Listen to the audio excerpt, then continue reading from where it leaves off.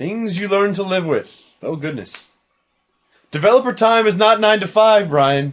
That's true. Did you know that? No. How many times have you woken up in the middle of the night with an idea that you had to just get up and work on? Twice. Only twice. Just all the time. That is a lie. All the time. I know that's because I know that I have Usually spoken it's every to you. hour on the hour, all night long. So these are things that you learn to live with. Everything's not ideal in this industry. Your time is not 9 to 5. No, absolutely not. You may clock in 9 to 5, but you will be solving a problem at 3 in the morning, at 8 at night, at 6 in the morning. Yep. Anytime. Yep. Yes, and whether you're actually on the job doing it, or whether you're out at a bar having a drink doing it, whether you're sitting in bed at night, inspiration will strike you at the most inopportune times. This is something that you're going to have to be aware of, and over time, you just learn to live with it. It's just a part of it. You're in a creative field, you know, it's sort of almost like musicians will have this, where they'll have like a recorder next to their bed. Right. Or if they're dreaming about a song, they'll wake up and they'll play it. Yeah. It's a very similar type of thing. So your work will come home with you. Absolutely. And not only is it that you'll be inspired at strange times, but you do have to learn constantly. You know, it kind of goes back to what we were talking about research. Technology is constantly changing. Always. So you always have to change the technology. The only way you can do that is to learn. And you probably won't have enough time on the job to learn. Not only are you going to be thinking about your work from time to time, but you're also going to be learning about your field. And those people that don't take the time to follow technology very quickly outdate themselves and make themselves irrelevant. Yeah. So you definitely decrease your value. Also, you have to understand everything about your projects. Oh, yeah. In order to deliver a good product, you have to understand what's being delivered. Because most times, the person who's giving you the requirements won't fully understand the requirements they give you. They're not a tech person. Right. Yes, that is true. So you have to be able to make some decisions for them and keep them in the loop, but you still have to be able to translate that down to a technical level. And the only way you can do that is to understand fully your projects. That might require after-hour learning time as well.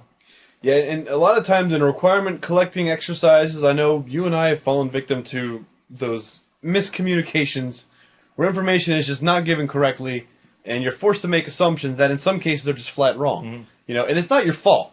You know, you just made an assumption because information was not given to you, or information was actually given to you that was wrong, right? Which happens too. So that's just something that you just have to learn to live with. You do the best you can. You try to follow up with the stakeholders as often as you can. But the industry of software development is very diverse. In some companies that do certain types of things, you might see certain constraints on demographics, but you probably won't find that as much in software development, other than that it's kind of sexist. It's a male-dominated, generally, industry, but that doesn't mean that it's anti-female. Yeah. Most cases when I've seen a female developer apply for a job, they usually have a higher probability of getting the job because they offer a unique point of view. Mm-hmm. And most development groups are always looking for more unique points of views. Mm-hmm. And finding a female developer is few and far between. So if you are a female and you're looking to develop, you're extremely valuable just by the nature that you're a female. But that said, it is a male-dominated industry. Also, most people in this industry will tend to be more on the nerdy side.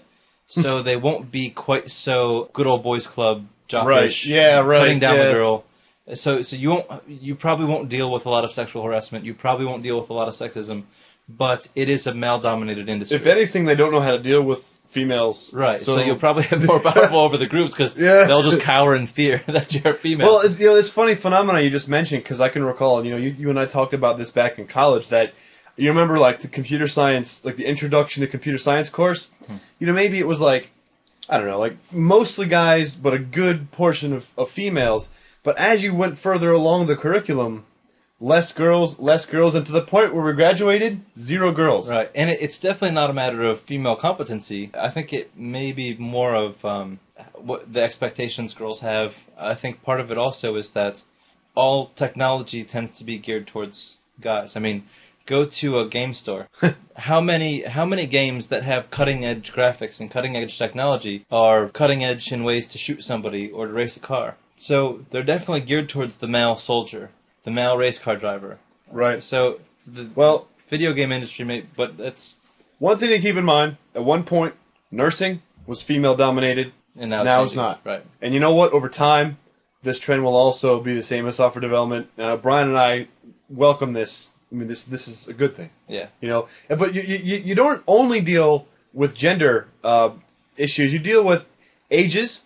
You deal with cultures. I mean, a lot of times... It's very culturally diverse, and it's very age diverse. The age diverse thing, it can be very frustrating, especially for the young guys and gals coming out with the most cutting-edge technology that they just came from training school or college with, where you got a chance to see all the great, amazing stuff that's out, and you get to toy with it, and then you go to a place that's a lot more conservative, where you have guys that are more set in their ways, they're a little bit older, they use older technology, they don't want to move forward, so that kind of thing gets frustrating. Right. A lot of places you'll run into older developers who won't even know what object-oriented programming is. Or will complete, like, for example... Or refuse to accept that it's of any value. Or refuse to accept the language as a legitimate language. That's true. Like some web guys will say Visual Basic is the language of the web. Right. But more and more that's changing.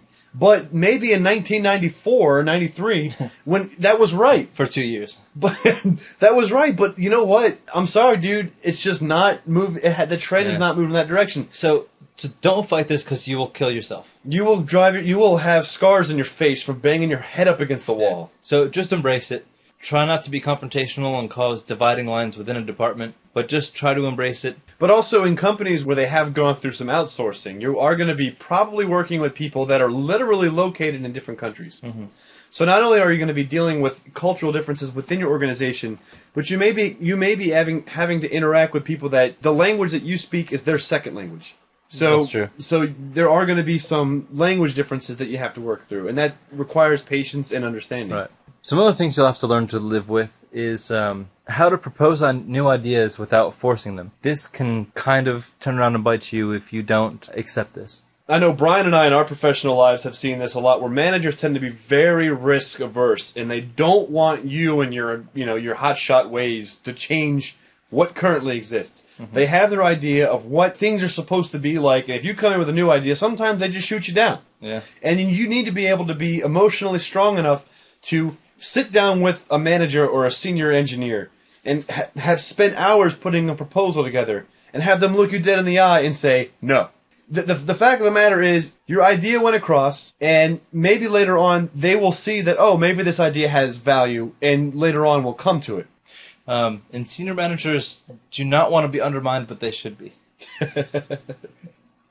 If you're right, they will eventually realize it. I know that we've seen this before. And the best way to be right, the best way in the world to be right, is to let someone else do it and fail. And I might be wrong about this, but I'm still okay with saying I told you so. Because otherwise... Make sure you document it, though. Make sure that you document it. Because people will take credit for your ideas. Oh, yeah. Yes. So, and magically, somebody will come up to you and explain something that you know for damn well sure that you explained to them 2 weeks ago. Like, didn't we just have a their meeting? Idea failed. We just had a meeting about this. I gave you a PowerPoint presentation in an email because that you didn't feel like this. reading the text paper.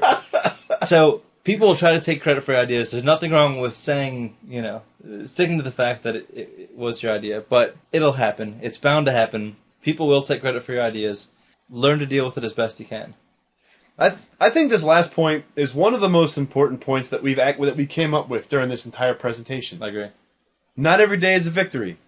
And for those of you that have been in the field, this is probably one of the truest things that you've heard. And for those of you going into the field, this is a very important thing for you to hear, because you're going to leave work sometimes feeling like a failure because you spent all day trying to get this to work or trying to do this. And sometimes you just leave after working a long day with nothing. Mm-hmm. And I don't want to say that more often than not that happens, but it does happen a fair amount of times. Yeah. And sometimes you just have to walk away from something. You come back the next day with a fresh pair of eyes, and it's plainly obvious. You solve it, you move on. Yeah, so that is don't true. kill yourself. Just walk away, relax. Don't worry so much about it. Stress will prevent you from being able to access a lot of your brain. Yeah. So stay relaxed. You'll stay sharp. And that's where that inspiration at 3 a.m. is going to hit you.